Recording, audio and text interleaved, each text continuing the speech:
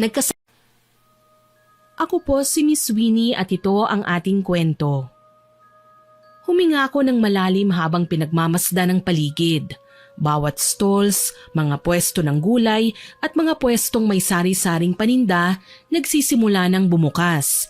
Abala ang bawat tao sa kani-kanilang pwesto. Ganun din ang ginawa ko. Binuksan ko ang nag-iisang pwestong pinamana sa akin ng mga yumao kong magulang. Bahagya kong inayos ang kinalalagyan ng aking mga paninda. Pinunasan ng kulay puting tiles at itinapon ng mga basura.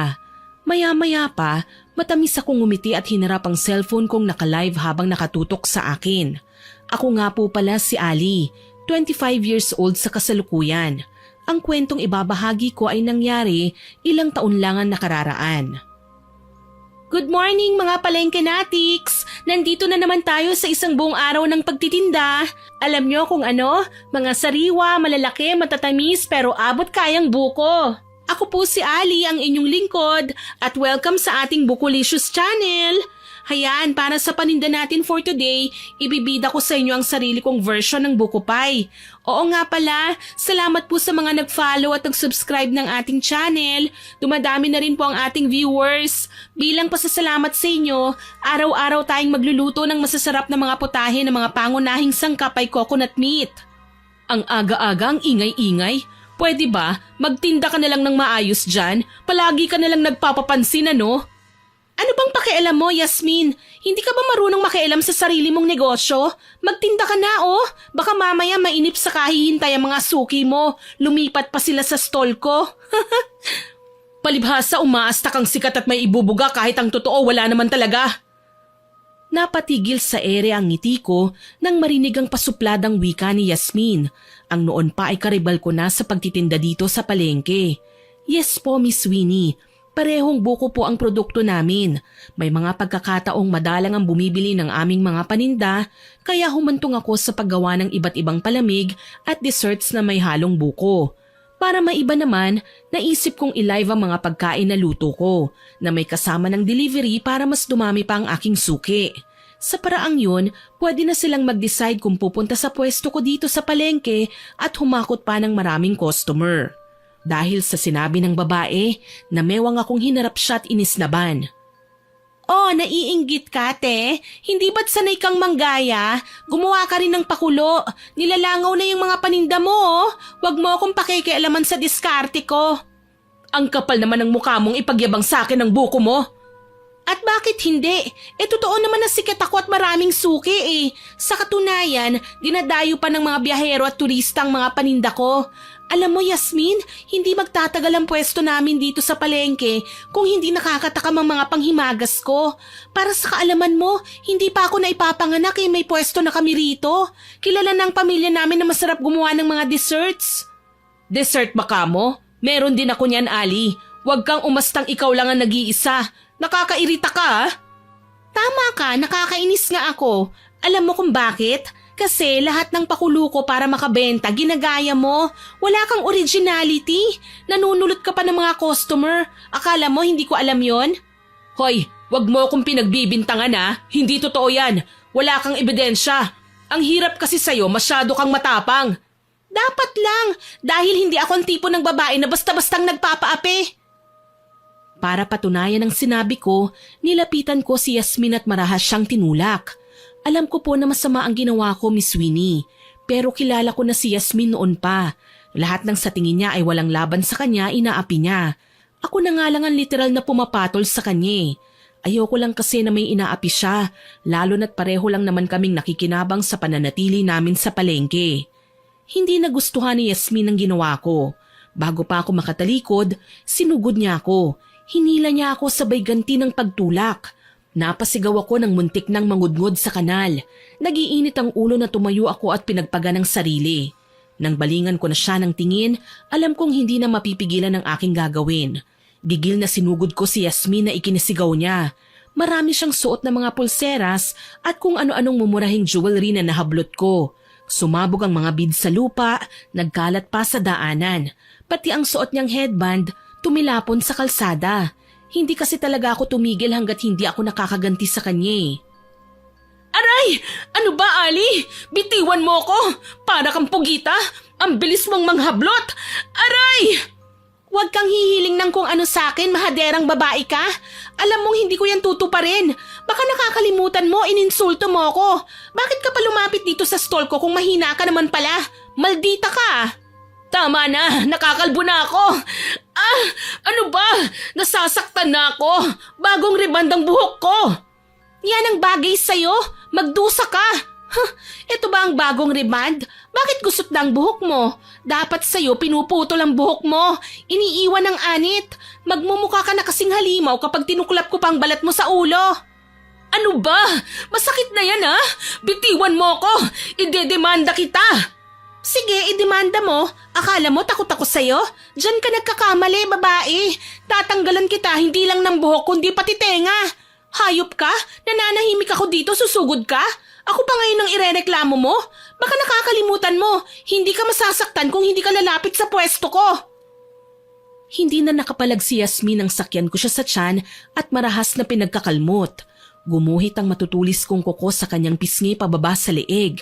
Sigawan ng mga nakikiusyoso ang naririnig ko sa paligid.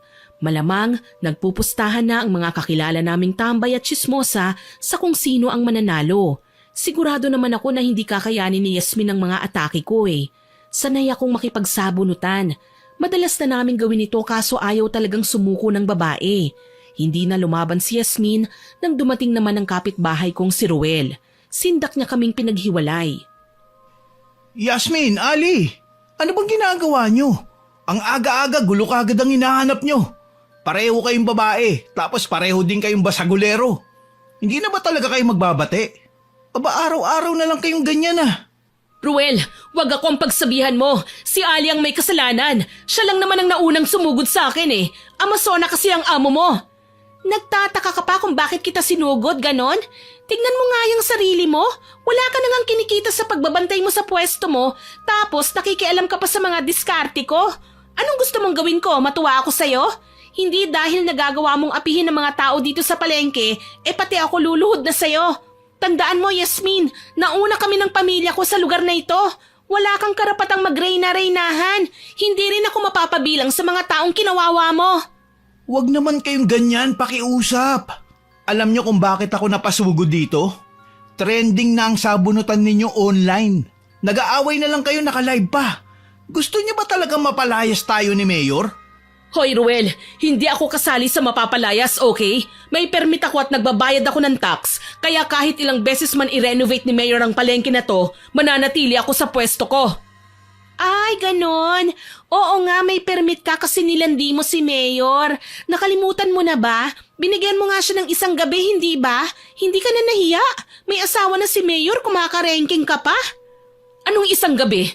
Nababaliw ka na ba? Isa pa yan sa idadagdag ko sa reklamo, bruha ka! Paninirang puri yan! Huwag ka nang magmaang-maangan, Yasmin. Alam ko na ang ginagawa mo. Baka nakakalimutan mo marami akong tenga at mata sa City Hall. At huwag kang mag-alala. Alam ko naman na malapit nang ipaayos ni Mayor ang palengke at aminado ko na ilan sa mga nagtitinda dito ay mapapalayas. Lalo na yung hindi nagbabayad ng tax. Pero hindi ako kabilang doon, Gaga. Kaya pwede ba? Bago ka gumawa ng kwento tungkol sa nauna kong pagsugod sa'yo, huwag mo sanang kalilimutan na ikaw ang unang lumapit sa pwesto ko. Tandaan mo, nandito ka sa teritoryo ko. Huwag kang aangal kapag nakalmot kita, no? Hindi ako natatakot sa'yo. May teritoryo ka pang nababanggit dyan? Yasmin, Ali, bakit ba ang tigas ng ulo nyo? Gusto nyo bang tawagin ko si Chairman para matigil na kayo sa pag-aaway ninyo? Hindi na kailangan, Ruel. Hindi naman ako ang totoong kontrabida dito eh. Tinalikuran kami ni Yasmin at pakembot-kembot pa siyang bumalik sa kanyang pwesto. Nag-alalang binalingan ko ng tingin ang aking cellphone. Paano ng mga followers ko sa social media? Baka dahil sa ginawa ni Yasmin, nag-unfollow na silang lahat. Lumapit ako sa mesa at dinampot ang aking cellphone. Ang pagkabalisa ko ay napalitan ng excitement, lalo na nang mabasa ko ang mga comments ng mga subscribers ko. Go girl! Ilang paso mong babaeng yan? Kilala ko si Yasmin. Bungangera talaga siya dati pa. Saludo ako sa iyo, madam. Ang mabuti pa, isampal mo sa malditang babaeng yan ang buko pie mo. Ali for the win. Kita mo na, pati nga followers mo, kinukonsinti na ang pakikipag-away mo. Ay nako, itigil mo na yan, Ali ah. Nasobrahan ka na sa tapang. Huwag mong sabihin matutuwa ka rin sa sinasabi nila. Sa tingin mo magiging payapa kaya ang buong palengke kung gagala-gala si Yasmin habang naghahasik ng lagim? Lahat na lang pinakikialaman niya eh. Kapag hindi ko na siya sinaktan, mamimihasa siya. Huwag mo na kasing patulan. Ang mabuti pa, magtinda ka na. Tumatakbo ang oras, bossing. Oo nga pala, nasa na nga ang mga i-deliver ko? Nandito, inihanda ko na. Mabuti na lang hindi ko to naibato kanina sa pagmumukha ni Yasmin. Ayan ka na naman eh. Mainit na naman ang ulo mo. Sorry na, okay? Ngumiti sa akin si Ruel at binitbit na ang mga nakabalot na pagkain. Sumampa na siya sa motorsiklo at pinaandar ang makina pagkasuot ng helmet. Kampante na akong ipadala kay Ruel ang mga yon dahil bayad na through e-wallet ang mga in-order na salad at mga kakanin. Bumuntong hininga ko pagkaalis ni Ruel. Nagsisimula ng sumikat ang araw. Marami-rami na rin namimili sa palengke. Muli kong dinampot ang aking cellphone at nilagay sa bulsa. Ninitian ko ang mga customer ko na nagsisimula ng lumapit sa aking stall. Hello mga suki! Bumili na kayo ng buko. Malalaki, matamis at mura pa. May buko salad, buko juice, buko ice candy at bukayo pa. Ali, kumusta ka na? Uy, Aling Siling! Napasyal ka! Ayos lang po ako. Kumusta na po kayo? Ang tagal niyong hindi napapagawi dito ah. Heto, naghahanap ng masarap na kakanin ha. Alam mo naman mahilig ako sa matatamis. Tsaka naging busy ako kaya ngayon lang ako nakapamili. Ano, may maipapatikim ka bang masarap na kakanin para sa akin? Naku, sakto Aling Siling. May buko pay ako, halika may free taste kayo. Tamang kwentuhan lang ang ginawa namin ni Aling Siling. May iba pa kasing namimili bukod sa kanya. Hindi ko nga rin sigurado pero napansin kong may kamukha si Yasmin na nakapila sa stall ko para bumili ng buko. Hindi ko lang matitigan ng babae dahil may takip ang buhok niya. Mas inasikaso ko na lang si Aling Siling lalo na't namimigay ng tipang babae kapag nasiyahan sa lasa ng mga pagkaing pina-free taste ko na sa kanya. Hindi naman nagtagal sa pamimili ang ginang at nagpa siyang magpaalam na. Marami-rami ang in-order niya na nakasanayan ko na. Pagbalik naman ni Ruel, may kasama siyang kaibigan. Tingin ko maangas ang lalaki at mayabang. Taas noo pa siyang nilibot ng tingin ng aking stall. Gayunpaman, kailangan ko siyang pakitunguhan ng maayos. Ali, si Raymond nga pala kaibigan ko. Sa bahay siya nakikituloy ngayon. Naghahanap siya ng masasarap na kakanin at desserts. Kaya nirekomenda ko tong buko stall mo. Hello po, sir. Ano pong gusto nyo? Pili po kayo. May juice po tayo, may salad, merong pie, lahat na with buko. Fresh buko nga isa. Ay, parang suplado ka, sir ah. May sinasabi ka? Ay, wala po, sir. Fresh buko coming up. Pakihatid sa table ko. Nakasimangot ako pagkatalikod ng lalaki. Hindi ko gusto ang tabas ng dila niya at nakakunot din ang kanyang noo. Pero kailangan kong maging professional. Kahit hindi ako nakapagtapos ng pag-aaral, marunong naman akong humarap sa iba't ibang klase ng customer. Lumapit naman sa akin si Ruel na may nagpapaumanhin ng ngiti. Pagpasensya mo ng kaibigan ko ha. May pinagdadaanan lang kaya masungit. Pero huwag ka mag-alala. Galante yan. Okay lang, may magagawa pa ba ako? Tapos na niya akong simangutan ano? O siya, ihahatid ko na muna to sa kaibigan mong mainit ang ulo. Walang imik pero binawi ko kagad ang pagsimangot. Sa katunayan nakangiti pa rin akong naglakad papunta sa mesang inuukupan ng binata habang dala ang kanyang in-order. Saglit kong inintay ang magiging komento niya nang inumin ng sabaw ng buko. Kumusta po ang lasa, sir? Matamis hindi po ba? Titikman ko pa lang. Huwag mo nga akong pangunahan. Best seller po namin ng fresh buko, sir. Medyo chewy, matamis at abot kaya pa. Ano ka mo? Mura at matamis daw? Sinungaling ka, miss. Eto, ang tabang ng sabaw. Ang mahal pa. Yung laman, matigas. Parang bata lang to ng kaunti sa nyug eh. Kung pwede ko nga lang ibalik eh, ginawa ko na. Uy, pare, tama na. Nakakaya. Totoo naman ang sinasabi ko ah. Nanlamig ang buo kong katawan nang marinig ang walang prenong pagsasalita ng kaibigan ni Ruel. Lantaran niya akong pinahiya sa maraming tao. Halos hindi ko nga magawang lumingon noon dahil alam kong maraming nakapaligid sa amin. Para mabawasan kahit papano ang pagkainis ko, pinili kong sagutin ng maarte at mapanglait kong customer. Teka lang ha, parang may mali po sa sinabi niyo, sir. Sariwa at bagong pitas ang mga buko ko, kahit itanong niyo pa sa nagtitinda ng gulay dyan sa tapat. Sigurado ka? Huwag ka na magmalines, miss. Customers are always right. Kaya huwag ka nang umangal kapag sinabi kong hindi masarap ang bukong tinda mo. Sa tingin ko pa nga niloloko mo lang kami. Inuuto mo lang para makabili. Excuse me lang po, sir. Huwag kayong gumawa ng issue na makakasira ng negosyo ko. Matagal na akong nagtitinda dito sa palengke at kabisado ko na ang mga klase ng mamimili dito. May totoong nasarapan sa mga paninda ko. Meron din kagaya nyo na kahit napabilib ko, aba talagang gagawa pa ng kwento para makalibre. Alam ko naman kung anong sunod nito eh. Ibabalik ko ang bayad nyo para kunwari totoong hindi masarap ang paninda ko. Siya namang pagpalakpak ni Yasmin na narinig pa ang pambabastos ni Raymond sa akin. Nakangisi siyang lumapit at nagpabida na naman sa harapan ng maraming tao. Ali, tingin ko naman hindi nagsisinungaling si sir. Aminin mo na kasi ang mga paninda mo, 1 linggo na mula sa supplier. Nakatambak dahil walang gustong bumili. Supplier ka dyan. May sarili kaming nyogan. Baka nakakalimutan mo. Sa amin kayo bumibili ng paninda dito sa palengke. Tsaka ano na naman bang ginagawa mo rito? Kulang pa bang pananabunot ko sa'yo, ha? Umatras si Yasmin nang marinig ang singhal ko. Itinaas niya ang 2 kamay tsaka lumayo sa pwesto ko. Aalis na nga, hindi ba? Pakialamera, huwag ka nang babalik dito, ha? Nakakasira ka ng araw.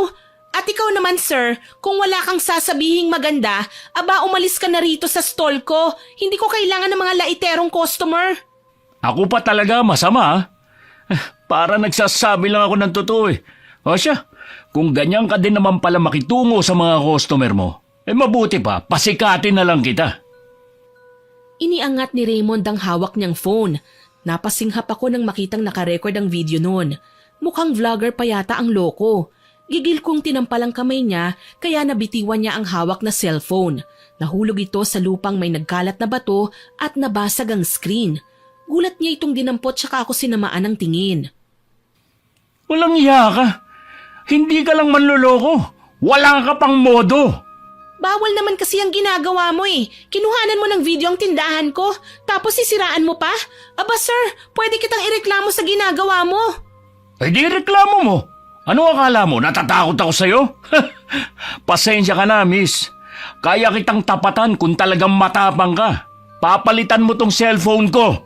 Kailangan mong bayaran to. Hindi ko babayaran yan. Manigas ka. Ali, wag mo nang patulan. Hayaan mo na. Baka matanggalan tayo ng permit. Hindi na tayo makakapaninda. Hindi mo ba kayang pagsabihan niyang kaibigan mo? Ako pa talaga na amo mo ang sinasaway mo, ha, Ruel? Gusto mo bang mawalan ng trabaho? Ali! Makaalis na nga. Sayang lang ang perang pinambili ko rito sa bulok na stall na to. Ang kapal ng mukha mo, mas bulok yung ugali mo. Tol, saglit. Kapag tinuloy mo yan, talagang tatanggalin kita sa trabaho, Ruel. Pasensya na. May pinagdadaanan lang kasi ang kaibigan ko kaya ganun siya makipag-usap. Aba, ayos din naman ang kaibigan mo. Nakikipag-away sa iba kasi may pinagdadaanan siya. Sabihin mo sa mapanglait mong kaibigan, wala siyang karapatang pakitaan ako ng ganung ugali. Akala niya aatrasan ko siya? Isa pa yan si Yasmin, ang babaeng walang pahinga.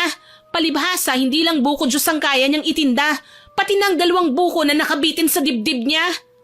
Hoy Ali, narinig kita. Wag na wag mo akong maiinsulto sa harapan ng mga suki ko kung ayaw mong masira ng tuluyan yung negosyo mo. Naningkit ang mga mata ko sa sinabi ni Yasmin. Bigla kong naalala ang kinaing buko ni Raymond. Nilapitan yun at tinikman gamit ang kutsara. Nanlaki ang mga mata ko. Matabang na nga ang sabaw at matigas na ang laman. Parang kasing tigas na ng laman ng nyug. Sigurado ko may ginawang kalokohan si Yasmin habang abala ko sa pagtitinda kanina.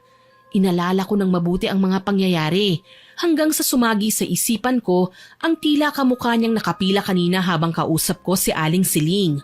Gigil na binalingan ko si Yasmin. Bruha ka talaga kahit kailan? Kaya naman pala ang lakas ng loob ni Raymond na awayin ako. Pinalitan mo ang ilan sa mga tinda kong buko. Wala kang ebidensya, Gaga. Kanina ka pa bintang ng bintang, ha? Ali!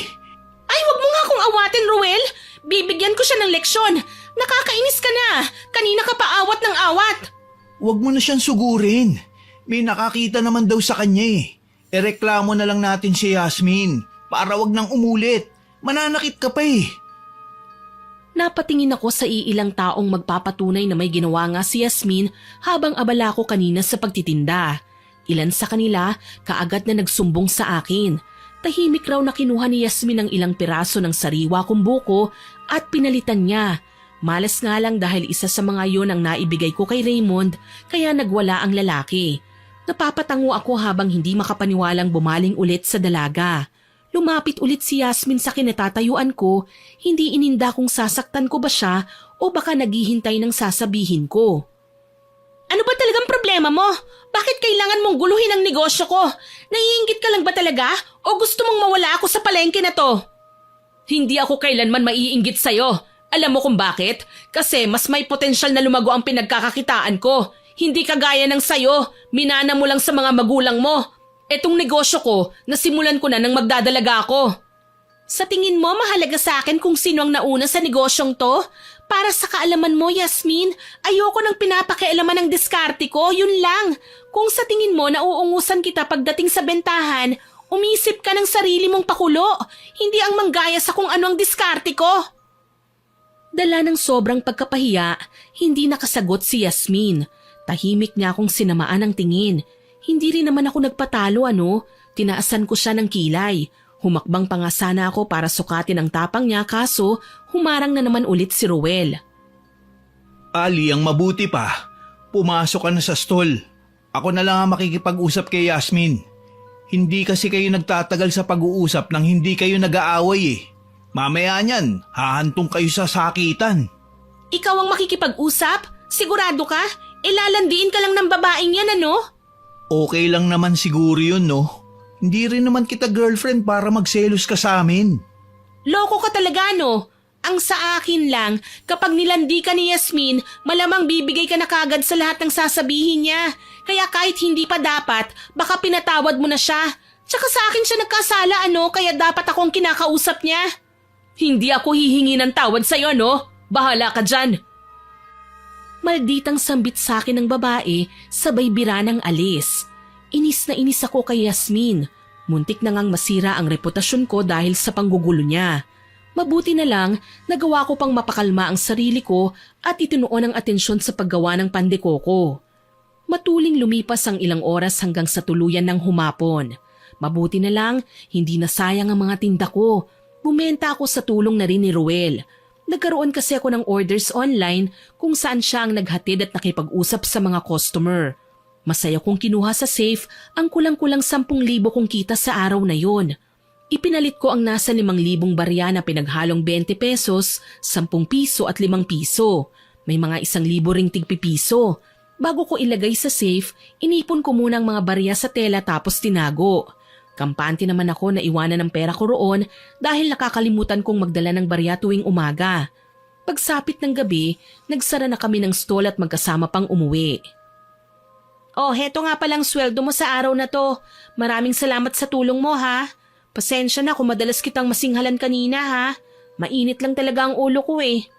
O tanggapin mo na rin tong buko pie tsaka biko. Hindi ko naman mauubos lahat ng hindi natin natapos na ibenta kanina eh. Wala yun, Ali. Salamat din ha.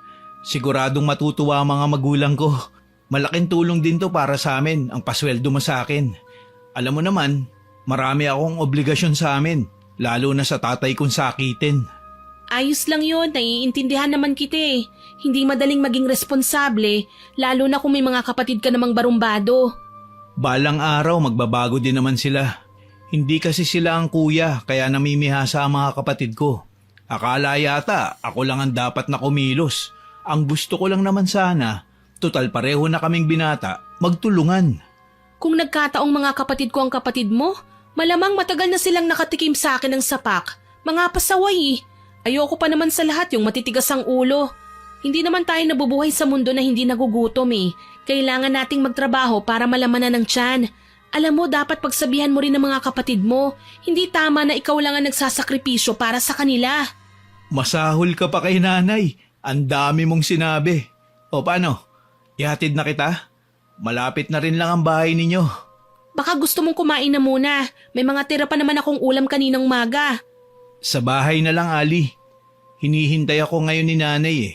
Nangako kasi ko na magdadala ako ng pansit. Bali dadaan na lang ako sa karinderya dyan sa kanto. Paborito nila ang pansit eh.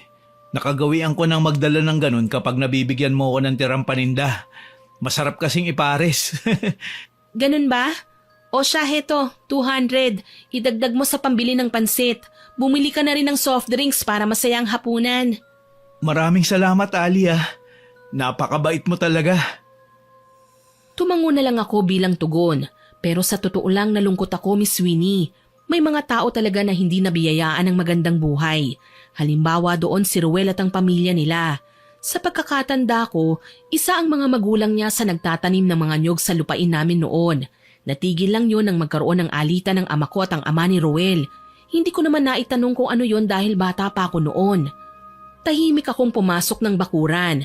Simula nang mamatay sina mama at papa, mag-isa na lang ako. Wala akong kapatid. Wala ring pinsan sa malapit. Nag-iisa lang talaga ako. Pagkapasok ko sa bahay, inalala ko ang mga nangyari sa stall kanina. Grabe na talaga si Yasmin. Literal na niyang ginugulo ang araw ko. Kung tutuusin, wala naman akong pakialam kung buko rin ang negosyo niya eh. Ang sa akin lang, wag sana siyang manira ng kapwa, lalo naman kung walang kasalanan sa kanya. Kung umarte siya para siyang bata eh. Kung tutuusin, mas matanda naman siya sa akin ng ilang taon. Pagpunta ko kinabukasan sa pwesto ko sa palengke, nagtingin na ng mga tao sa akin. Para nag-aalala na hindi ko maintindihan. Kinabahan ako at nagmamadali sa paglapit sa stall. Nauna doon sina Ruel at Raymond, kasama ang iba pang nagtitinda sa palengke. Para silang nag-iimbestiga hanggang sa mabaling ang aking tingin sa pwesto. Sira na ang siradura at mukhang nilooban. Nagkalat kasi ang mga baso at lalagyan sa lupa. Nang makita ko ang aking mga gamit, tila ba nawalan ako ng lakas at napaupo sa lupa. Anong nangyari? Bakit nagkalat ang mga gamit dito sa labas? Bakit bukas ang stall? Bakit sira ang pinto? Ali, may nagpunta raw ng mga lalaki dito kagabi. May dalang maso at palakol. Hinataw ang lahat ng gamit mo. Pati ang mga stock mo ng sangkap na ihahalo sa mga paninda. Ano? Sino naman ang pwedeng gumawa nito? Takot magsalita ang mga tao, Ali. Ang sabi lang nila, mga 4 hanggang 5 kalalakihan na nagpunta rito. Hindi nila sinabi ko sino. Pero duda ko na hindi nila kilala ang mga lalaki. Malamang may nagtangka magsumbong pero pinagbantaan lang nila. Sinira nila pati ang oven ko.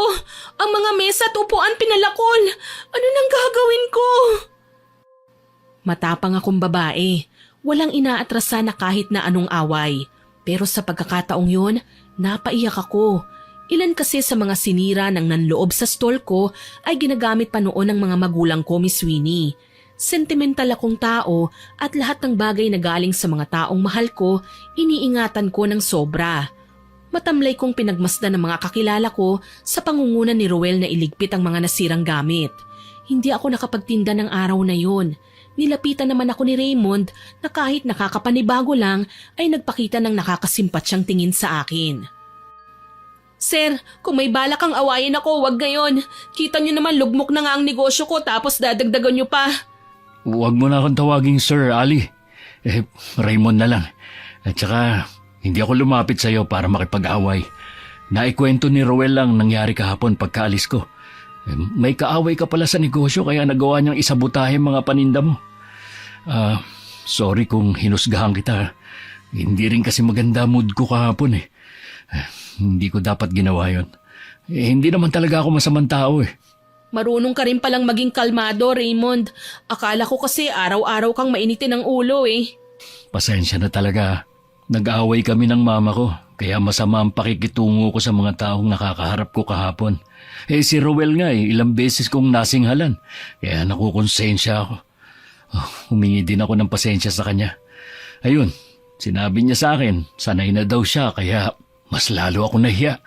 Sorry din ha, nabasag ko ang cellphone mo. Hayaan mo, papalitan ko na lang. Sorry kung naging masama rin ang pakikitungo ko sa'yo kahapon. Joke lang yung sinabi kong hindi ko papalitan ng cellphone mo. Huwag na. Kasalanan ko din naman kung bakit nabasag yun. Sinubukan kong kunan ng video ang kaguluhan sa stall mo. Siguro, nakarma ako. Ang bilis naman pala ng karma mo kung ganun. Parang ako, sa dami ng inaway ko kahapon, heto nakarma rin ako. Minsan talaga, kailangan nating matuto ng leksyon sa mabilisang paraan para malaman natin na mali na pala ang ginagawa natin. Oo nga ano na pala ang plano mo ngayon? Heto, pupunta ako sa police station para magpa-blotter. Hindi naman pwedeng hindi ko ireklamo ang mga nanloob sa stall ko. Malaki ang halaga ng sinira nila kaya kailangan nilang magbayad kung sino man sila. Mukhang swerteng may CCTV nakatutok sa pwesto mo. Pwede nating tignan ng footage. Gusto mo bang tulungan kita? Hindi ka ba natatakot sakaling makilala mo mga taong gumawa nito sa pwesto mo? Alam mo Raymond, oo at palengkera ako. Pero nasa lugar naman ang pagrarason ko Hindi ako nakikipag-away ng walang dahilan. Pero duda ako sa bruhang nasa tapat ko Si Yasmin, siya ang nagpalit ng mga buko sa likod ng stall ko. Tapos may papila-pila pa siyang nalalaman. Oras na malaman ko siya ulit ang may kagagawa ng pagkasira ng stall ko, kakalbuhin ko talaga siya. Nakatatak na ang duda sa isipan ko na may kinalaman si Yasmin sa nangyari sa pwesto ko. Hindi ko lang maiwasang manlumo nang mapagtantong walang naitabing kopya ng footage kagabi. Nag-brown out daw kagabi ng ganong mga oras, kaya hindi nakunan sa kamera ang buong pangyayari. Kaya naman bukod sa pagpapablatter at pagsilip sa mga CCTV footages, nagpa siya akong puntahan si Aling Siling para magsumbong. Hindi na ako nagpasama kina Ruel na tinalaga na ang sarili na mag-ayos ng mga nasira. Nagboluntaryo rin si Raymond na ayon sa kanya, pambawi raw sa pang-aaway niya sa akin kahapon. Hayaan mo. Ako nang tatawag ng mga tao na mag-aayos ng tindahan mo. Sasamahan ko sila mamayang hapon. Salamat Raymond ha. Pasensya na talaga kung inaway kita kahapon. Hindi ka naman pala mayabang at maangas, kagaya ng una kong pagkakakilala sa'yo. Okay lang yun. May kasalanan din naman ako Basta, kung hindi ko sila maisasama mamayang tanghali, sa hapon na ako babalik sa tindahan mo. Maraming salamat. Lingid sa kaalaman ng marami, isang mangkukulam si Aling Siling. Kaya niyang magtawas at manggamot. Natuklasan ko ang tungkol sa bagay na yun nung siya man ay nagtitinda pa sa palengke. Isa rin siyang tindera ng buko. Lahat ng mamimili, lalo na ang lalaki, ay mabilis na nahumaling noon sa kanyang tinda. Huli na nang malaman naming gumagamit pala siya ng kapangyarihang itim para magtagumpay sa pagkuha ng maraming suki para makabenta. Natigil lang yon nang makapag-asawa siya ng foreigner dahil naging full-time housewife na siya. Nagwawalis sa labas ng bahay niya si Aling Siling nang dumating ako. Kababakasan ng tuwa ang kanyang muka nang makita kong nasa labas ng gate niya. Halos takbuhin pa ng ginang ang distansya niya papunta sa akin para mapapasok kagad ako. Ali, himala! Napagawi ka sa bahay ko. Ano, naisip mo na rin bang mag-day off sa wakas Sabi ko naman sa'yo paminsan-minsan magpahinga ka rin mula sa trabaho. Mag-isa ka na lang sa buhay. Wala kang ibang inaasikaso. Biglaan nga po itong pamamahinga ko May nanloob kasi sa stall ko. Sinira po lahat ng mga kagamitan. Wala man lang tinira. Ano? Halika, pumasok ka. Ikwento mo sa akin. Hinila ako ng ginang at pinapasok sa loob ng bahay niya. Dahil na rin siguro sa foreigner ang napangasawa ng ginang, medyo moderno ang estilo ng bahay nila.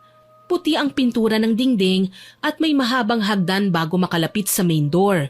Nilagpasan naman namin at pumasok sa loob, diretso sa sala at pinaupo ako sa kulay kremang sofa. Ikukuha muna kita ng maiinom, ha? Sige po. Pagbalik ng ginang, may dala na siyang isang hiwa ng cake at juice. Nilapag niya ito sa mesita, tsaka naupo sa upuang nakaharap sa akin.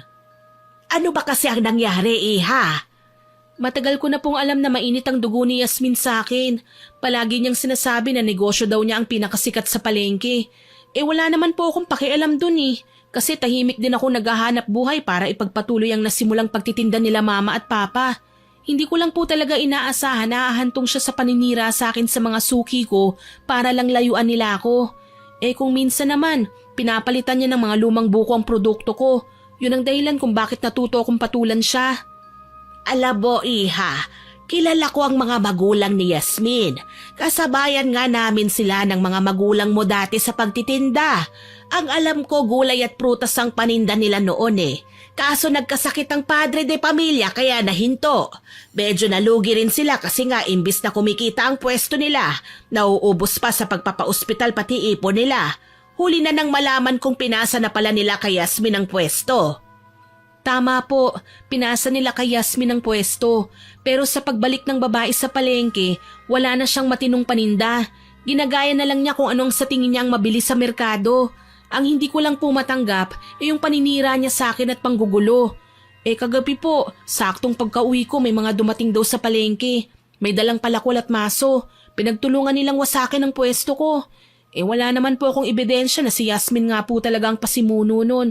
Pero kailangan ko pong makasiguro. Wala naman akong ibang nakaaway maliban sa kanya. Hayaan mo, tutulungan kita, Iha. Tatawasin natin yan ngayon para malaman natin kung sino ba talaga ang nag-utos sa mga lalaki para sirain ang pwesto mo. Yun nga po talagang sadya ko, Aling Siling. Gusto kong malaman kung siya ba talaga ang nagpautos. Gusto kong makakuha ng ebidensya pero alam kong mahihirapan ako kapag ako lang ang kikilos. Pero kung may tulong mula sa inyo baka malaman ko po ang totoo. Halika, samahan mo ko. Nasa kwarto ko ang mga kagamitan ko.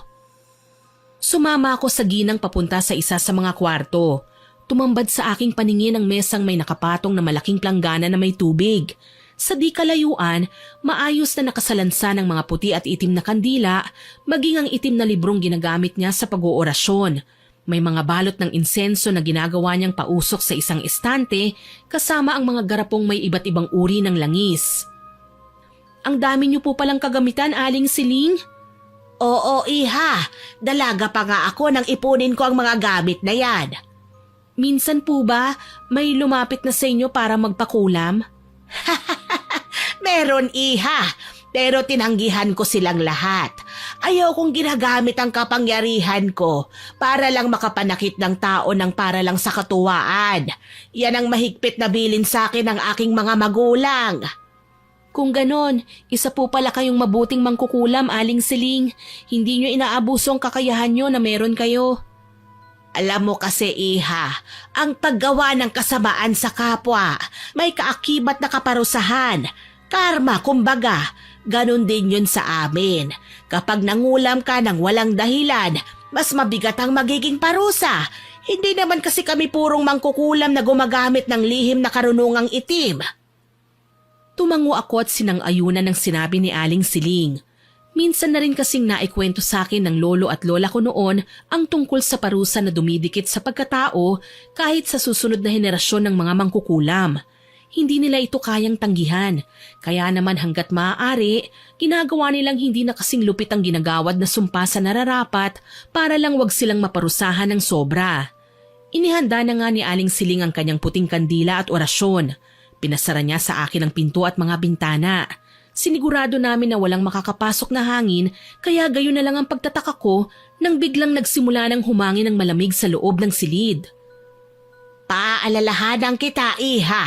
Ano ba nang marinig at makita mo? Wag na wag mong papansinin, naiintindihan mo ba? Kapag nagsimula na ang orasyon, maraming darating sa loob ng kwartong ito. Sila ang mga saksi sa buong pangyayari. Mga elemento, mga kaluluwa at espiritu ng hangin. Huwag mo ring susubukang kausapin. Gusto nilang lituhin ang isipan mo para hindi tayo magtagumpay sa pagtatawas. Uhaw sila sa kaguluhan, kaya bubulong sila sa'yo sa anyo ng taong kinamumuhian mo. Hayaan mo silang magsalita, ha? Pero huwag mo silang pakikinggan. Kung kaya mo silang singhalan, gawin mo. Itaboy mo ang mga masasamang elemento. Sige po, Aling Siling, tatandaan ko po. O paano, handa ka na ba? Handa na po ako, Aling Siling. Kung ganon, magdasal na muna tayo. Nag-sign of the cross kami at umusal na ng maikling panalangin para sa kaligtasan namin at proteksyon laban sa mga masasamang espiritu na posibleng matawag ni Aling Siling. Ang totoo niyan, Miss Winnie, first time ko pong makasaksi ng ganito. Kaya nga kinakabahan ako eh. Hindi ko alam kung talaga bang may makikita akong espiritual na mga nilalang o baka naman demonyo na ang makita ko. Ang sa akin lang, kailangan ko lang po talagang malaman ang totoo. Gusto ko kapag kinumpronta ko na si Yasmin, hindi siya makakatanggi. Willing naman po akong pagbigyan siya kung sakaling hihingi siya ng tawad sa akin. Itinaas ni Aling Siling ang puting kandila at sinindihan. Naulinigan ko pang bumubulong siya ng banyagang mga kataga. Sa tingin ko nga wikang Latin yun eh. Komportable rin ang dila niyang inusal ang mga yun kaya hindi ko maiwasang mamangha sa kanya. Sa kalagitnaan ng paulit-ulit niyang pag-oorasyon, biglang nagbago ang temperatura sa buong kwarto. Lumamig at parang gumaan.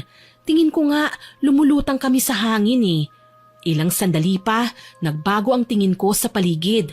May mga anino, itim at puti na animo usok ang pumasok sa kwarto at nagpaikot-ikot na parang ipo-ipo hanggang sa mabuo ang mga imahe.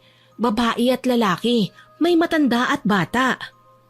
Elemento ng hangin, kayo ay aking sinasamo. Magpakita at sabihin sa akin ang tunay na nangyari kagabi sa pwesto ni Ali sa palengke. Diyos ko, wag po sanang mapansin ako ng mga kaluluwang ito. Nakakatakot pala silang makita sa personal, para silang mga taong transparent. Mahina lang ang ginawa kong bulong, pero tila narinig ito ng mga kaluluwang nakapalibot kay Aling Siling. Ewan ko ba kung bakit nakikita ko na sila ngayon.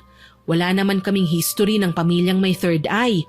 Siguro, resulta ito ng pagtawag sa kanila ni Aling Siling. Gayunpaman, nanatili akong nakatingin sa ginang.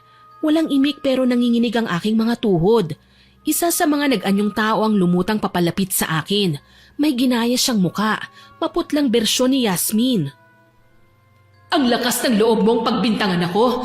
Nakita mo ba na ako talagang nagpautos sa mga lalaking yon, ha? Layuan mo ako! Hindi ikaw si Yasmin! Ginagaya mo lang siya! Ginagaya? Sigurado ka ba? Kung walang kinalaman si Yasmin, kilala mo ba kung sino ang may gawa? Sabihin mo sa akin, huwag kang magsinungaling! Bakit ko naman sasabihin sa'yo? Nahihibang ka na babae! Manigas ka! Wala kang makukuha sa akin! Secret lang namin yon! Ali, huwag kang makinig sa kanya! Ginagahamit ka lang niya! Kapag nagpa-apekto ka sa mga sasabihin niya, pwede kanyang sapian! Napaatras ako sa mga sinabi ni Aling Siling. Kita ko sa itsura ng nilalang na uhaw siya sa hindi ko maipaliwanag na bagay. Kaya naman hindi na ako nakinig sa kanya kahit paano ang ibulong niya sa akin. Kalaunan, nagsawa rin ng kaluluwang ginagaya ang mukha ni Yasmin. Bumalik siya sa pagiging anyong usok at pumasok sa kandila na animoy hinihigop siya noon. Sa wakas, natapos rin ang pag-oorasyon ni Aling Siling. Huminga siya ng malalim at pinatak ang tunaw na kandila sa tubig. Tsaka naman ako lumapit. Nawala na kasi ang mga lumulutang sa ere at nanumbalik na ang payapang atmosfera sa paligid. Pilit akong lumunok ng laway nang mapansing nanunuyo ang aking lalamunan. Iha, halika nga rito. Ano po yon, Aling Siling? Lalaki ang pinakikitang imahe na nabuo mula sa kandila. Ibig sabihin, lalaki ang nagpautos na sirain ang pwesto mo, Iha. Ano? Pero sino naman po yun? Wala akong kaaway na lalaki maliban na lang kay Raymond. Pero imposible naman yata na gagawin niya yun. Humingi na po siya ng tawad sa akin kanina. Hindi naman siya mukhang guilty habang sinasamahan ako sa police station kanina. Hayaan mo, Iha. Mamayang gabi, isasagawa ko ulit ang pagtatawas. Gagamit ako ng ibang paraan para malaman ang totoo. Basta mag-iingat ka, ha? Tignan mo ang imaheng nabuo dito sa kandila. Maitim ang parte ng puso niya. Ibig sabihin, ilang taon na niyang dinadala ang sama ng loob laban sa'yo. Maitim ang budhi ng taong gagawa sa'yo nito. Maraming salamat po, Aling Siling. Hayaan niyo, babayaran ko po kayo. Iha, hindi ako tumatanggap ng bayad. Alam mo yan. Masaya na akong makatulong sa'yo. Malapit kong kaibigan ng mga magulang mo. Ito lang ang magagawa kong tulong para sa'yo. Yumakap ako kay Aling Siling at nagpasalamat. Inihatid pa niya ako sa may gate. Saktong may paparating na tricycle kaya pinara ko yun at sumakay. Dumiretso ako sa palengke para kumustahin si Ruel at kung ano na ang itsura ng pwesto ko na inayos nila. Ali, nandiyan ka na pala. Nilinis ko na ang loob ng stall. Kinuha ko yung mga basag na bote at sirang oven. Hindi na mapapakinabangan kaya inilabas ko na. Naku, may nakalimutan nga pala ako. Bakit, Ali? Anong nakalimutan mo sa loob? Yung safe ko, may nilagay akong 5,000 dun eh. Sana naman hindi na nasama sa nasira. Sana hindi tinangay. Yun lang, Ali. Kasama sa mga naitapon namin ng safe. Basag na din at wala ng laman. Ano? Sigurado ka ba? Baka naman may kumuha lang nun. Pera ko yun eh. Wala talaga eh. Pasensya na. Tila kinurot ang puso ko sa kaalamang nawawala ang 5,000 barya na tinago ko sa safe. Malaking halaga yun para sa akin. Marami na akong mabibili sa perang yun eh. Bakit tinangay pa? Mangiyak-ngiyak na nilingon ko si Yasmin na noon ay abala sa pagtitinda sa pwesto niya. Nang mapansin ng babae na nakatingin ako sa kanya, bigla niyang nilihis ang tingin. Nakaramdam ako ng matinding galit. Wala naman akong nakaaway maliban sa kanya. Siguro nagkamali lang si Aling Siling. Galit akong lumapit sa kinatatayuan ni Yasmin at nang gigigil siyang tinawag. Yasmin! Oh, ano na naman ang kailangan mo? Huwag mong sabihing susugod ka na naman dito sa tindahan ko para manggulo. Sino ang inutusan mo para sirain ang tindahan ko? Sumagot ka, Yasmin! Nababaliw ka na ba, Ali? Bakit mo ba ako pinagbibintangan? Oo, nakipagsabunutan ako sa'yo kahapon. Oo din, matagal na tayong may hidwaan sa isa't isa. Pero hindi ibig sabihin nun, gaganti na ako sa'yo sa ganyang paraan. Hindi ako desperada. Hindi ka desperada, ha? Nagawa mo ngang palitan ng ilan sa mga produkto ko, hindi ba? Oo, inaamin ko. Pero hindi ako nag-utos na looban ng tindahan mo. Napaiyak ako sa labis na galit ng talikuran ko si Yasmin. Sinubukan akong habulin ni Yasmin, naririnig ko kasing tinatawag niya ang pangalan ko. Pero hindi ko na siya nilingon. Sinundan naman ako ng tingin ni Roel pero hindi ko na rin siya pinansin. Umuwi ako sa bahay at wala sa sariling naupo sa harapan ng pinto. Nanginginig sa pinaghalong galit at lungkot. Hindi ko alam kung sino ang sisisihin eh. Kung saan ako hahanap ng paraan para malaman ang totoo. Bakit kailangan pang humantong sa ganito? Nawalan na nga ako ng pera, nawalan pa ng negosyo. Ang pinakamasakit pa doon, ang pangkabuhayang yun ang natatanging naiwan sa akin ng mga magulang ko. Naramdaman ko na lang na may lumapit sa akin. Nang tumingala ako, nakita ko si Raymond. Nagpunta ako sa palengke kasama yung mga taong kinausap ko. Sisimulan na nila ang pag-aayos ng tindahan mo. Hinahanap nga kita eh. Kaso, ang sabi ni Roel, umalis ka nang hindi nagpapaalam sa kanila. Hinulaan ko lang na baka umuwi ka rito sa bahay mo. Paano mo natunto ng bahay ko? Nakalimutan mo na ba? Magkaibigan kami ni Roel. Sa kanila ako nag-i-stay ngayon kaya alam ko kung saan ka nakatira. Okay, bakasyonista ka lang pala dito sa amin. Oo. Paano ka nga pala magsisimula niyan? Ay, malaking halaga rin ang nawala sa akin, Raymond. Yung mga gamit ko sa stall, ang oven ko, yung lutuan, ang mga serving plates. Siyempre, bibili rin ako nun. Kailangan kong magsimula ulit. Hindi magiging madali yun. Huwag kang mag-alala. Tutulungan kita. May konti naman akong ipon eh. Pwede kong ipahiram sa'yo. Talaga? Sigurado ka? Oo naman. Nagkaroon ako ng lakas ng loob na simulan na ang pagpapatayo ulit ng aking buko stall. Salamat na lang, hindi ko na kailangan maghanap ng supplier ng buko dahil may sarili naman talaga kaming taniman sa likod mismo ng bahay. Kailangan ko lang na makaakyat sa bawat puno. Labis din ang tuwa ko nang magpresenta ang mga kakilala ko na aakyatin nila ang mga buko para sa akin. Nagpaakyat na rin ako ng iilang piraso ng nyog para ihalo sa gagawin kong biko, maha blanca at iba pang kakanin. Tinulungan ako nila Ruel at Raymond para maiayos ang pwesto ko na makalipas ng ilang araw na renovation na nung balik ang lugar sa dati, mas maganda pa nga kesa nung una. Nakangiti akong pinagmasdan ng bagong anyo ng aking buko stall.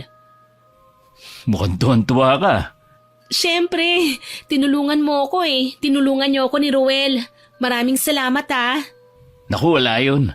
Masaya ako kasi naibalik na natin sa dati ang pwesto mo. Hindi ko magagawa ito kung wala kayo. Huwag mo nang isipin yun. Ang mahalaga, makakapagsimula ka na ulit. Tinapik ko ang balikat ni Raymond bilang pasasalamat. Nang mga sandaling yon, nagsisimula ng lumapit ulit ang mga dati kong suki. Marami-rami ang namimili at kumakain sa pwesto ko kaya sa mga sumunod na oras, naging busy na ako sa pagtitinda. Kahit papaano, nabawi ko ang malaking halaga na nawala sa akin. Mas dumoble pa nga ang kinikita ko eh. Napansin ko rin na hindi na ako pinapansin ni Yasmin. Sa halip iniirapan niya ako, kaya naman isang ideyang pumasok sa isipan ko. Binisita ko si Aling Siling kinagabihan. Naabutan kong naghahapunan ng ginang kasama ang kanyang asawa. Binati ko sila at naimbitahan pa akong saluhan sila sa pagkain. Pagkatapos naming maghapunan, kinausap ko si Aling Siling. Nagdududa pa rin po ako kay Yasmin, Aling Siling eh. Ang sama niyang makatingin at hindi pa rin humihinto sa paninira sa akin. Baka may alam kang pwede nating gawin para matuto ang malditang babaeng yun. Mukhang may naisip na nga akong gagawin natin para matuto ng leksyon si Yasmin. Pero para makasiguro tayo na siya nga ang may kagagawan, kailangan nating gumawa ng orasyon na ang tanging tatamaan ay ang mismong nagkasala. Ang tunay na nag-utos para sirain ang tindahan mo. May iba pa po ba kayong nakikitang pwedeng gumawa sa akin ng mga bagay na yun? Iba kasi ang kutob ko, Iha. Nasa malapit lang ang taong naninira sa'yo. Hindi ko lang magawang sabihin kasi baka naman nagkamali ako. Kaya para ligtas ang sino man sa sumpa na igagawad ko, wala tayong papangalanan. Maliban na lang sa taong nakatapak ng lupa sa harapan ng pwesto mo na alam nating may binabalak na masama sa'yo. Sige po, papayag ako. Sigurado din naman ako na siya talagang may kagagawan nun eh. Dating gawi, Iha. Huwag kang makikinig sa kahit na anong boses na maririnig mo, ha? Nagkakaintindihan ba tayo? Opo, Aling Siling. Nagsimula na naman na umusal ng mga banyagang katagaang matanda. Sinadya pa naming patayin ng ilaw. Tanging liwanag mula sa mga nakasinding kandila ang nagsisilbing ilaw sa loob ng silid. Kagaya ng una, nanatili ako sa likuran ni Aling Siling. Pinakikinggan ko siya habang umuusal ng mga orasyon. Kakaiba ang ginawa niya sa ngayon. May hawak siyang kandila at piraso ng lupa na dumikit mula sa suot kong tsinelas. Galing yun sa palengke. Ito ang paulit-ulit na dinasalan ng ginang hanggang sa humangin ng malakas sa loob. Kandilang itim, bigyang kulimlim ang pagkatao ng tunay na salarin. Kandilang itim, gawing nakaririmarim ang balat ng taong nagtatago ng lihim. Ano pong ibig sabihin niyan, Aling Siling? Shh! Huwag kang maingay! Ay, sorry po.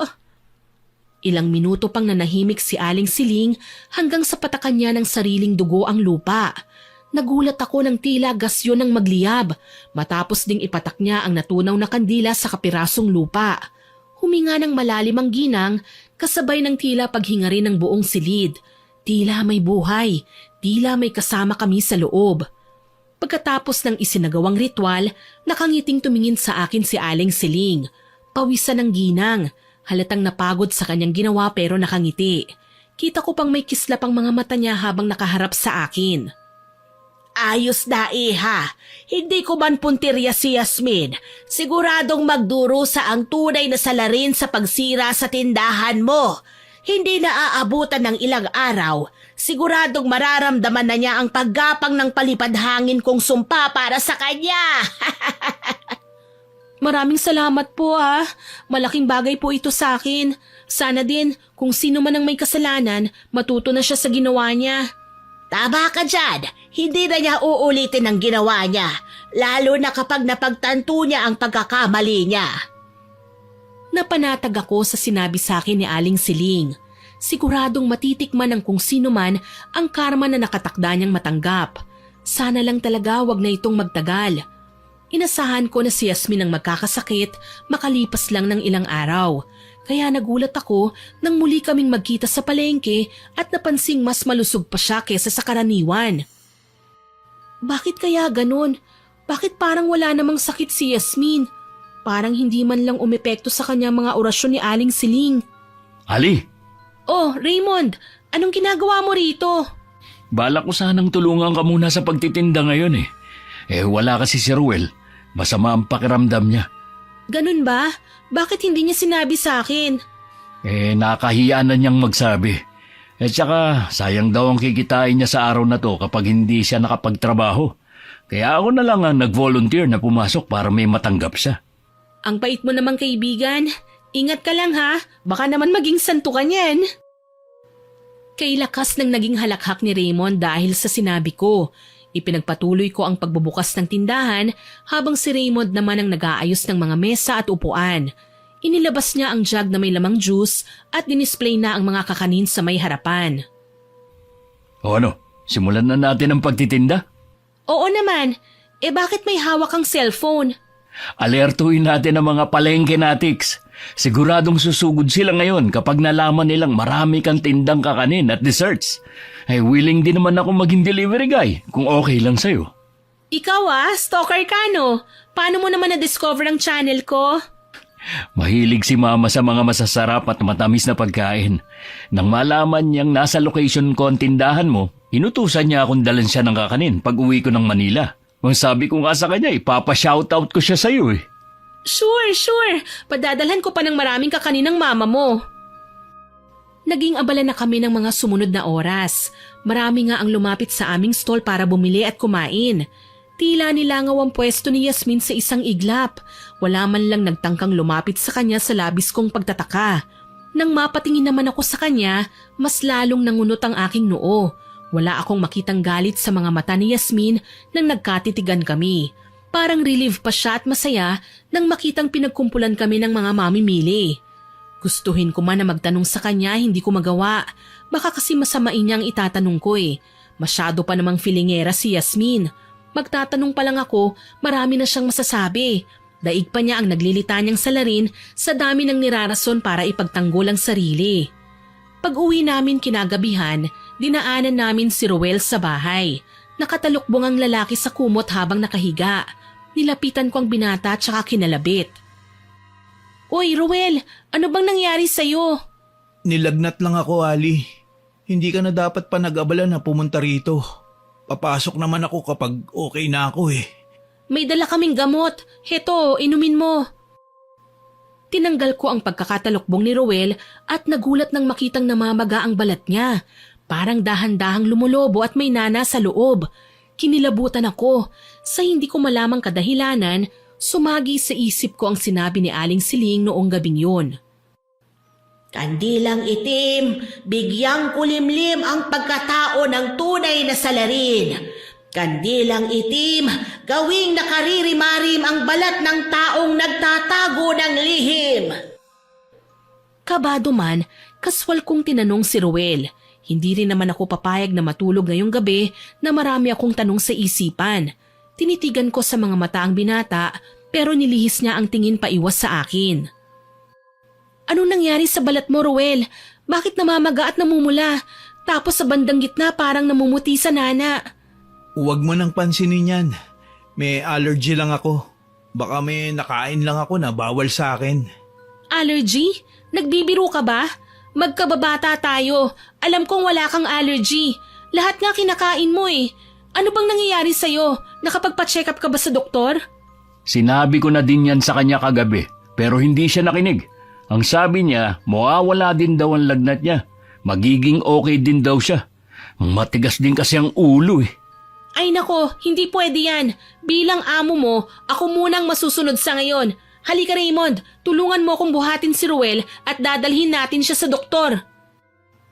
Walang nagawa si Ruel nang sapilitan na nga siyang pinatayo ni Raymond at inalalayan.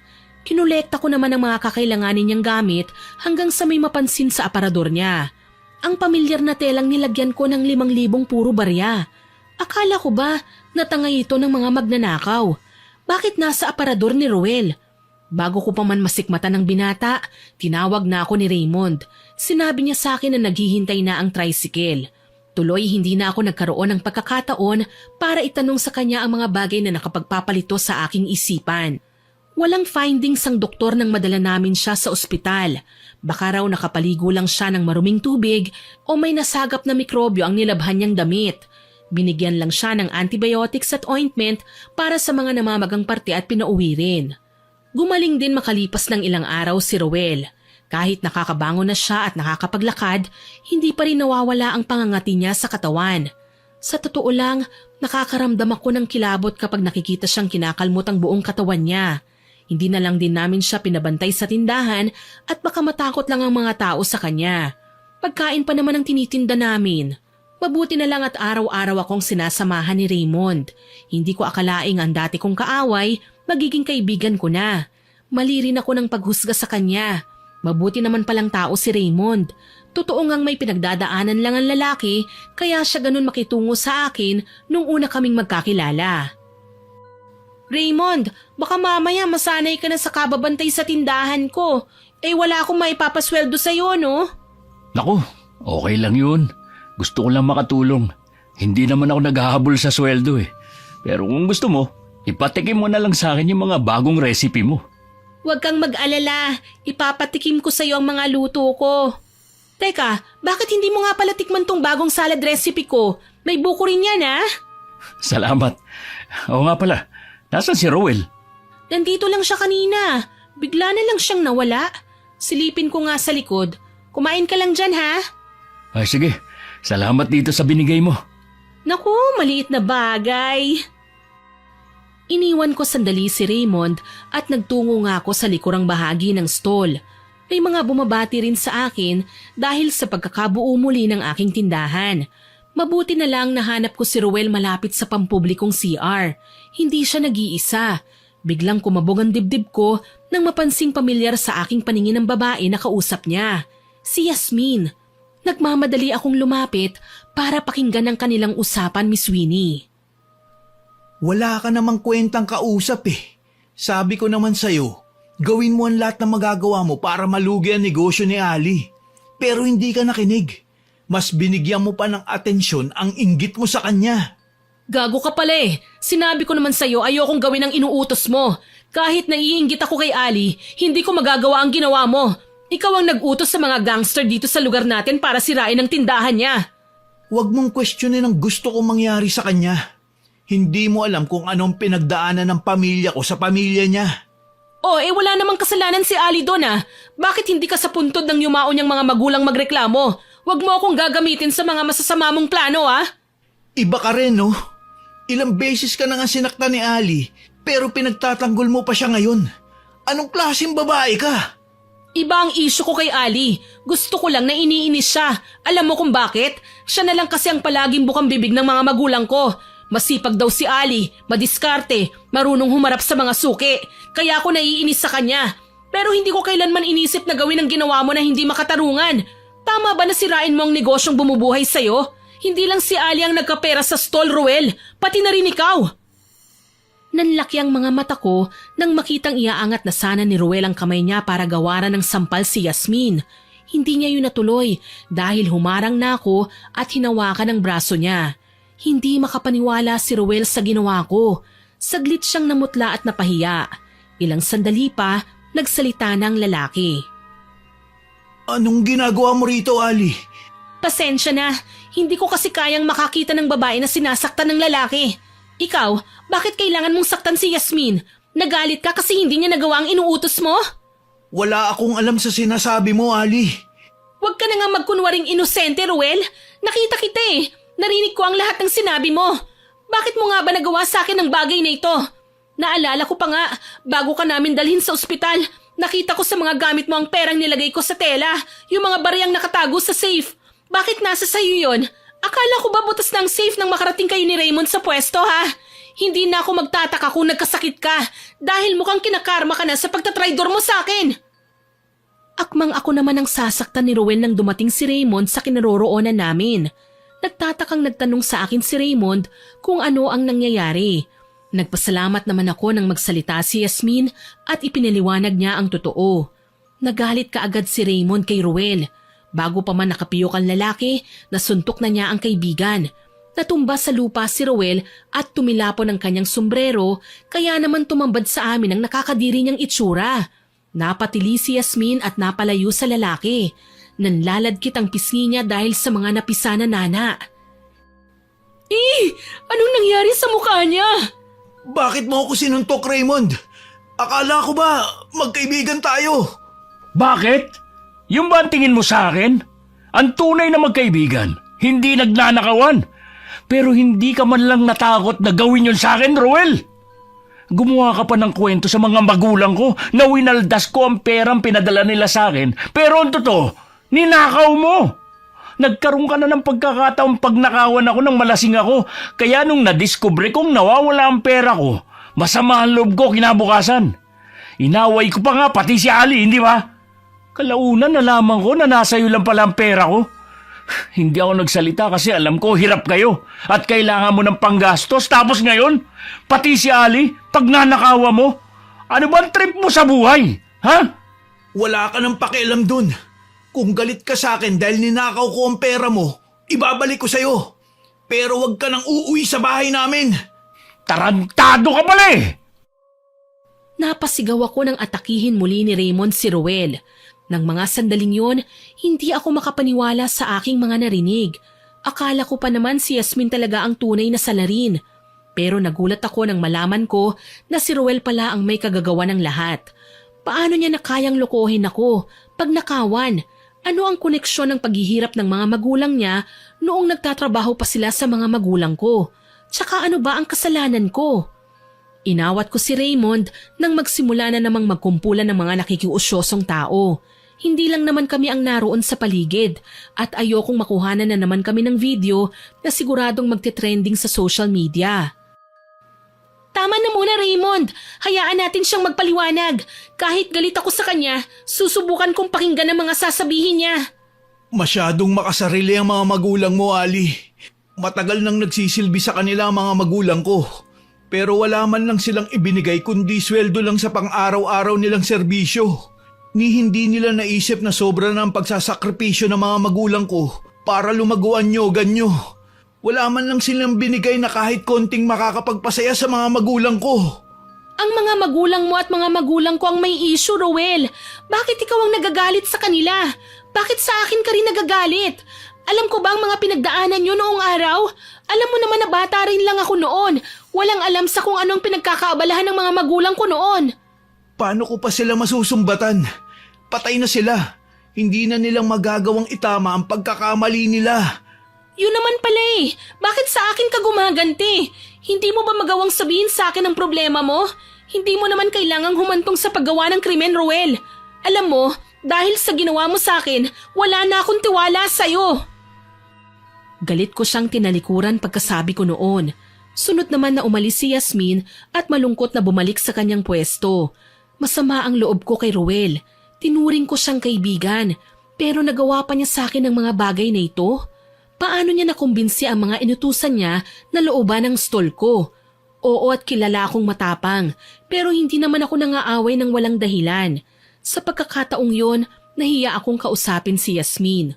Todo bintang pa ako sa kanya, tapos hindi naman pala siya ang may kasalanan. Kagaya ko, biktima lang din si Yasmin ng pangmamanipula sa kanya ni Ruel. Kaibigan ko siya, Ali. Malapit sa atin. Pero pasensya na kung hindi ko magagawang konsintihin ang masasamang ginawa niya. Kailangan din ni Roel na magbayad. Ayun na nga, Raymond. Pinakulam ko ang sino man na nag-utos na looban ng tindahan ko. Hindi ko naman alam na si Roel pala yun. Eh, sino ba nilapitan mo? Si Aling Siling.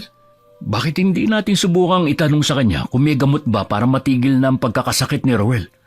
Eh, parang nakakadiri na din kasing tingnan ng itsura niya. Naipablatter mo na naman siya sa pulis hindi ba?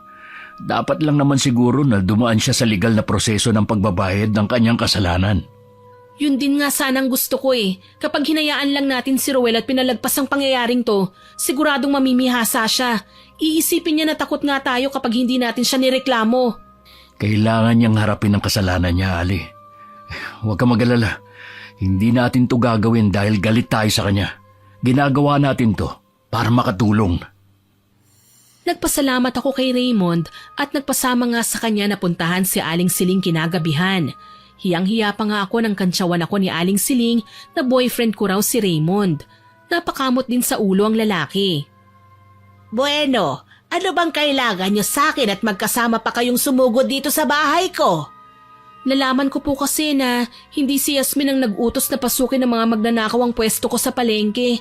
Si Ruel po, siya nga ang lalaking nakita niyo sa pagtatawas. Sinasabi ko na nga, be. Oh, ano na nangyari gayon kay Ruel? Nagkasakit po siya kagaya ng dinasal niyo, Aling Siling.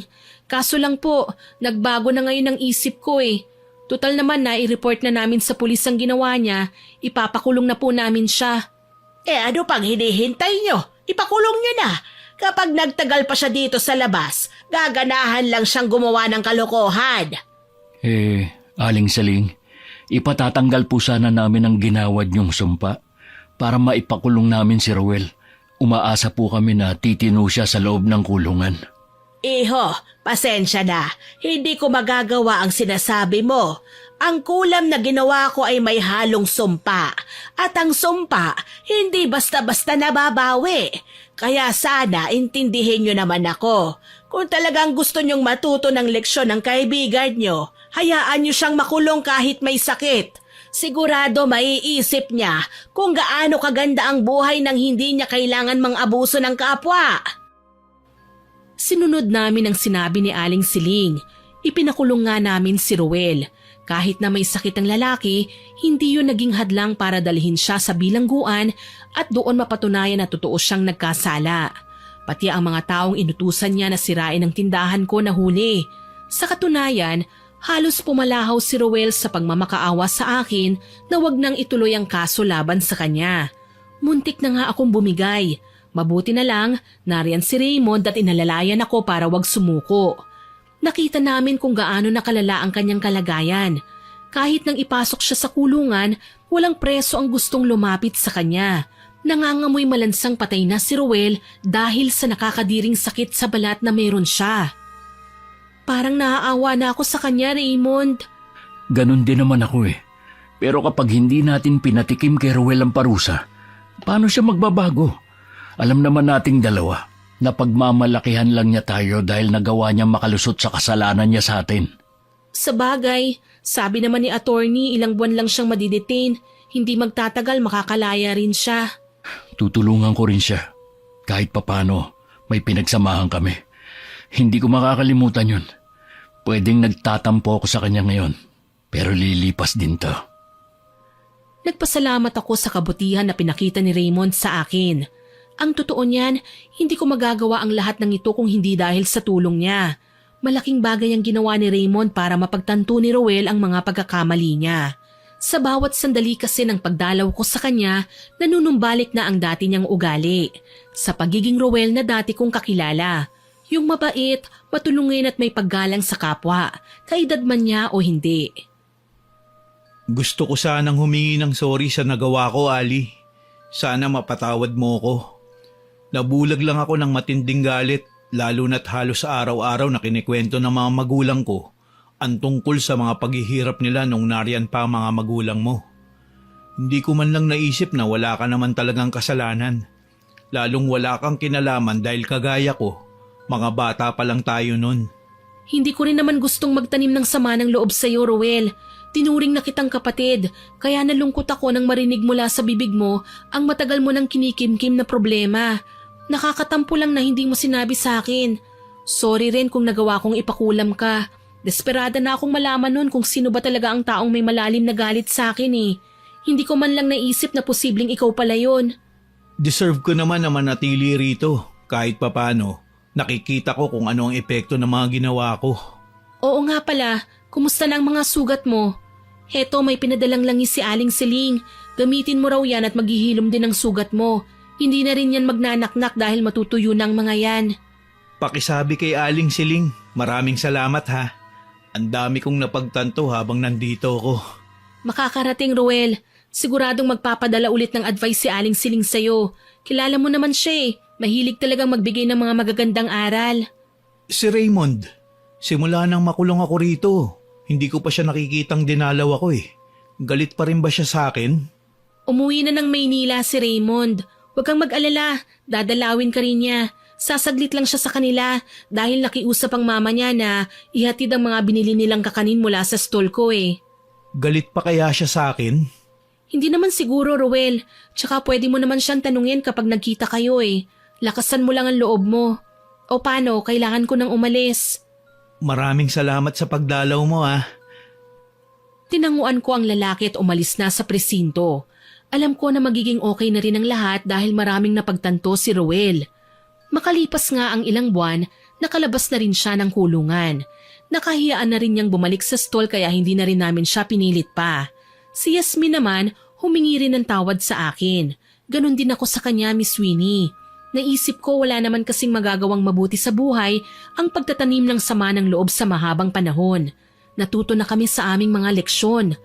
Sa ngayon, masaya na kami sa aming mga pinagkakaabalahan. Magka-business partner kami ni Yasmin at napalaki namin ang pwesto ng buko sa palengke.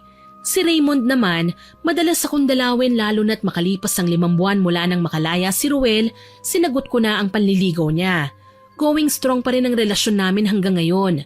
Si Ruel naman, nagkaroon din ng sariling pwesto ng karinderya sa harapan ng bahay nila. Pansit ang specialty niya at halos lingguhan kung mapagawi kaming magkakaibigan. Mukhang pwede ka na mag-asawa, tol. Masarap na ang timpla ng pansit mo. Ay nako, nakahanda akong maging maid of honor kung sakali Papayag kaya si Yasmin? Hoy, manligaw ka muna. Fake news yung sinabi ni Ali na nilalandi ko si Mayor. Dalagang Pilipina kaya ako. Ay, sorry na. Napuno kami ng tawanan habang nagsasalo-salo. Naisip ko wala na akong hihilingin pa. Masaya na ako kung ano ang meron ako ngayon. Kontento na ako at nakahandang tumulong sa lahat ng nangangailangan ng gabay para maging maayos ang takbo ng buhay. Si Aling Siling naman, kasalukuyang nasa Hong Kong.